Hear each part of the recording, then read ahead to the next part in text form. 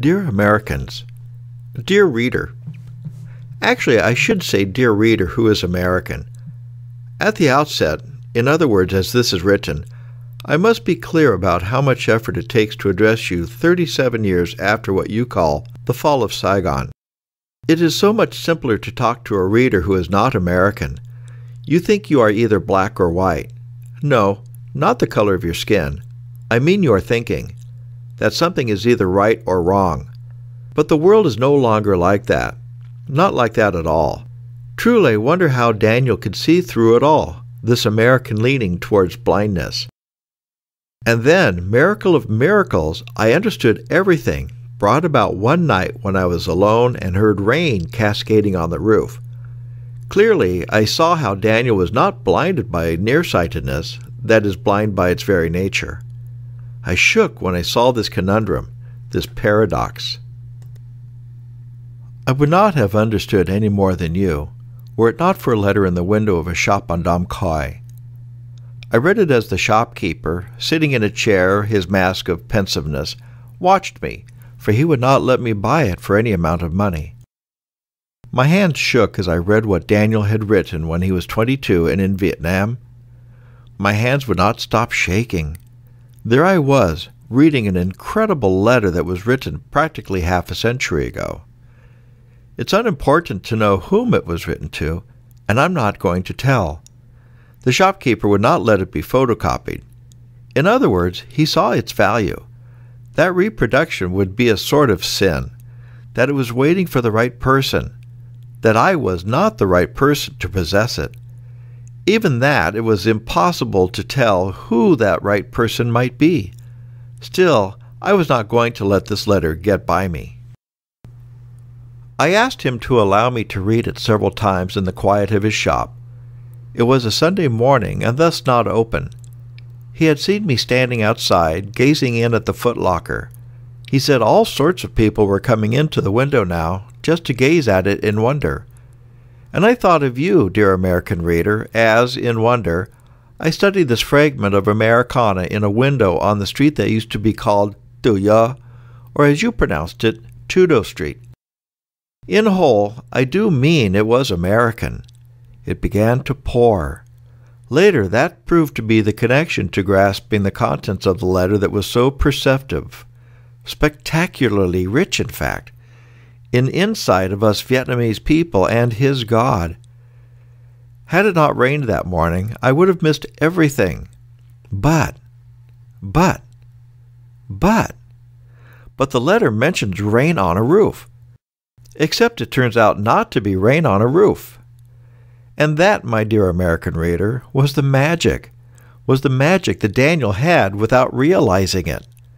So I read it over and over as it teemed outside, and I committed to memory all the images that Daniel had recorded so well, so effortlessly, despite the fact that, in so doing, he revealed a vulnerability that no heart could hide away. When I got home, I wrote everything down. I would hazard to guess that my personal copy is very close to the original. I know because my hands began to shake when I read it, as they did when reading the original. What happened, which Daniel describes as if he were almost a sonneteer, makes my head spin every time I think about it. The purity of it. Yes, that's the word that describes, characterizes actually, everything in the letter. Also, I know something went bump, bump, bump over Daniel's head a decade after he described what he had done when he was 12. Naturally, the noise caused him to look up. That's the second characteristic of the letter, the insight in it. Not I was a soldier once, and these are things that I carried. No, we could be grateful over what he carried since being a schoolboy, especially into wars that Americans fight a particular way. That's the thing in a nutshell. Oh my! There would be no Deuteronomy quartet had he not been what he was at 12, had not thought to lie down on the bottom of the rectangular pit that, on the morrow, would be the grave of his teacher, had not tried to imagine heaven with the scent of the soil of the freshly dug grave in his nostrils, not to forget the next day the deadly, heady scent of funeral flowers from which he drew back. Oh my! 12 and lost, but sensing the power of his Christian God.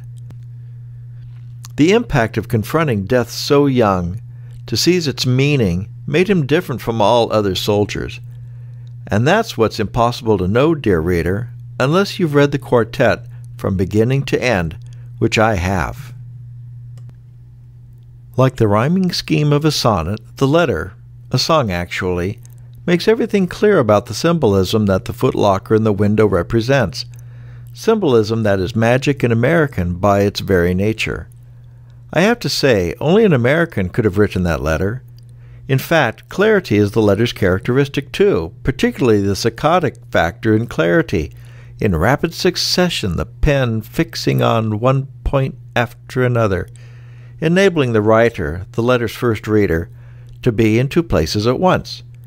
Being not trapped in pre-post-75 thinking forever, if I can say it like that, is also the letter's characteristic. Yes, absolutely that. Which, dear American reader, Americans simply cannot get over, most of all the ones who carried things in Vietnam, where I am as I write this. That's a heartbreaking story, but I digress. To be sure, I'll come back to the letter that's a song, as the story of Return to Forever unfolds. So no, you won't miss anything. And yes, the original remains in the window of the shop. Rumors are going around. People bring candles from the cathedral and light them at night, shining light on a dark place, illuminating the footlocker that is American to its core. The light also illuminates the letter. At times it's written like a woman singing in the key of E. At other times it's written like a non-woman playing the perfect fourth on a piano. That's the thing. With a skill that's called simplicity, Daniel could write both ways. The proof of which was what was reflected in the glass of the window. Alive in Daniel, the faces of dead soldiers, illuminated by the light of the flame that was his pen, were captured in the glass. Each face flickering in the fire that did not die with him, each face a witness to the faith and belief that he was never lost, a faith that was witnessed by someone carrying a crozier, standing over an open grave when Daniel was 12 and vulnerable, too young to understand, yet not afraid to try death on for size. So it was that I started standing with the people at night, in the light of the candles from the cathedral, and I experienced the experience that so entranced the people whom the revolution was meant for, an experience that taught us unity, that all are one. I almost forgot to mention, dear American reader, the most unusual feature of the footlocker, for its small size, its extraordinary weight. The shopkeeper explained how it had taken 6 stevedores from the port of Saigon to carry it from the shop and put it behind the window that faced Tuya. In addition, 30 minutes passed nursing it from the truck, the stevedores cautiously taking baby steps due to the astonishing force of gravity on the footlocker. It was as if it were chained to the ground, he had said, in the land of everlasting summer. As all those Jet Dung, killed in the street, captured by the window knew, it was the ultimate compliment. I thought I would cry and laugh at the same time. Cry at Daniel's single-minded purpose, which had been a lonely journey. Laugh in rejoicing at how his Christian God had worked the mystery of heaven in him. Surely you know what I mean, dear American reader, you who are from one nation under God.